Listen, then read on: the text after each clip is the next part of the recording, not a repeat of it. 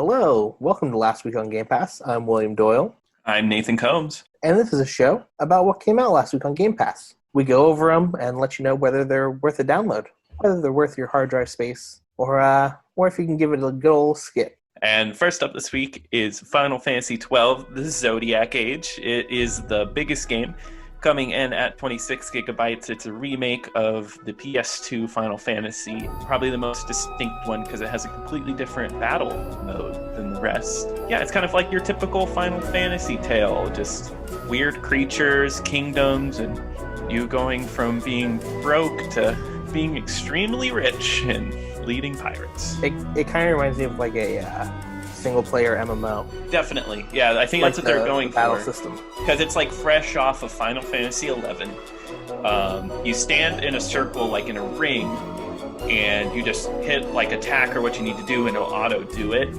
And you have roles like a tank and healer and stuff like that. Where like a tank is more important in this than like a turn-based RPG. Yeah, the only Final Fantasy I've played really is 11. Yeah. 11 and Crystal Chronicles, and 11 was the MMO. So this reminds me a lot of that, but single player. Well, as I guess that's a good question. As a Final Fantasy newcomer to like a single player like main series game, how did you feel about it? Yeah, I thought it was fun. I really like there's an option to speed up the gameplay, Yes. so it made like running back to town a lot better. Yeah, I actually Tedious. love that because surprisingly, I actually replayed Final Fantasy XII, the original, last year for the PS2. Really? Yeah, and it was nice to play this upgraded version. It gave me a better perspective. The 4x speed for battles is really good when you're grinding. It definitely feels less tedious. The license points, like your builds, are a lot different. So in the original, you kind of just got a big board and figured it out on your own how to make your character. Okay. This is more distinct. Like at the beginning, you choose like, oh, do I want a tank roll, a thief roll? So it makes it a little easier, a little more modernized, I guess. exactly. Yeah, it's more what do you call it? User friendly. Yeah, It's always good. Yeah, I'm all for it. I actually am going to replay this. This is one of the first Game Pass games that we've talked about that I'm very like, I want to go and play this. I want to make sure I beat this after the show. It's All right. I think it's really cool. I think it's a good game. I recommend it highly. Heck yeah. That's that's a download from us, baby. Yeah. Go on, give it an old download. Yeah, I'd say if you pick a Final Fantasy, this is a good start out of all the ones on Game Pass. All right. Next up, we got Jurassic World Evolution. Yeah, it comes in at 8.9 gigabytes. It's a theme park management game, like a roller coaster tycoon or something. Mm-hmm. But you got dinosaurs. It's like the expansion for Zoo Tycoon that had the dinosaurs. It is like that. But Yeah. a little more in depth. It's a little deeper, Yeah. for sure. It's cool. You can tell they put a lot of work into the animations and the dinosaurs and stuff. If you're a fan of Jurassic World movies, it's pretty cool. I think it's interesting that they brought in like actual like characters from the movie.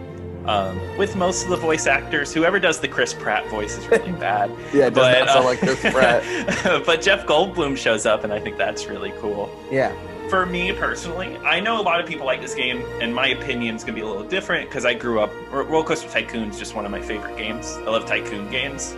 I think this game's a little slow to start with. It kind of takes a lot of time, and I really like sandbox mode, and it takes a long time to get to your sandbox. I think the game really opens up once you get the sandbox, so I think that's where the game picks up. But I think just a little slow for me. But how did you feel? Yeah, I like it. It's just it can feel a little grindy. Each park that you manage has like 3 different quest lines, I guess. And whenever you do a quest for one of like medic, enforcement, or whatever the other one was, but whenever you do a mission for one, it brings down the other 2. And to unlock all the stuff on the island, you need to fully level up each of those. So you have to do them one at a time and then grind out the other ones. And like, I don't know, it's not hard to get money in this game.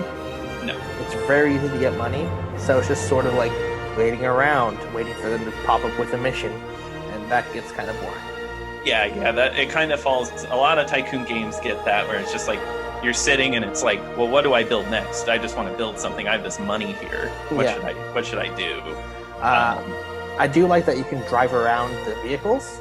Yeah, that adds like a different layer. Drive next to a T-Rex and like. Well, yeah. When I was a kid, that's all I wanted to do in my like theme parks and stuff is actually see it, and then you get to actually see this from that point of view. So I think that's cool. Yeah. No, I think it's definitely worth a try. Especially if you like Zoo Tycoon or like dinosaurs, Jurassic Park. There's a lot to love. There's another game on Game Pass like this. I guess it's the flip side. Zoo Tycoon. And Planet Coaster. Oh. Yeah. Planet Coaster, I mean, isn't animals, but it's roller coasters, and that's what I'd recommend. Yeah. But is it better than Zoo Tycoon?